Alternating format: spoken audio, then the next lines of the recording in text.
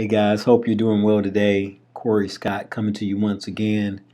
And one of my favorite quotes says, if you change the way you look at things, the things you look at change. Let me say it again. If you change the way you look at things, the things you look at change. I bring that up because I don't know if you guys have had this experience. Maybe you have. Have you ever watched a movie maybe several times and you thought you knew the whole movie or and you thought you knew it frontwards and backwards, but then you watch it again and then you see something totally different in the movie, or you see a different meaning in the movie, or you get a different interpretation of a movie?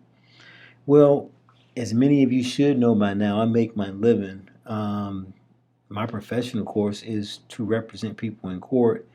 Some of those cases, of course, being criminal cases. And so I'm advocating for people that have been charged with crimes every day. And I've been dealing with this criminal justice system now for some time. And so this is like a day in, day out type of thing. And just when you feel like, man, I've been doing this for years and years, I know this whole system frontwards and backwards, I had an experience like what I just talked about earlier, to where I read something this morning. And I'll tell you what I'm reading because I think it's a really great book so far. I'm at the very beginning of it now. But the title of the book it's The New Jim Crow: Mass Incarceration in the Age of Colorblindness. And this is by Professor Michelle Alexander. And just the snippet that I read this morning, this is what she said. The premise of this book is that the Jim Crow laws from back in the day, of course, this was a set of laws that were completely made up to just discriminate against people and to keep African Americans and black people from fully participating in America and doing certain things and holding jobs and positions, etc. But this is what she says.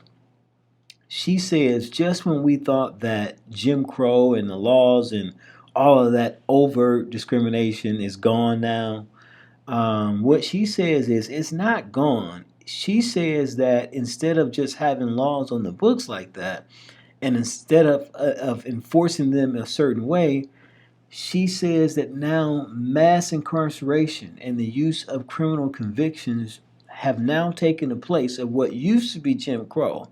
And so now our criminal justice system and mass incarceration actually acts to keep Jim Crow in full force, in plain sight, actually hidden in plain sight to some.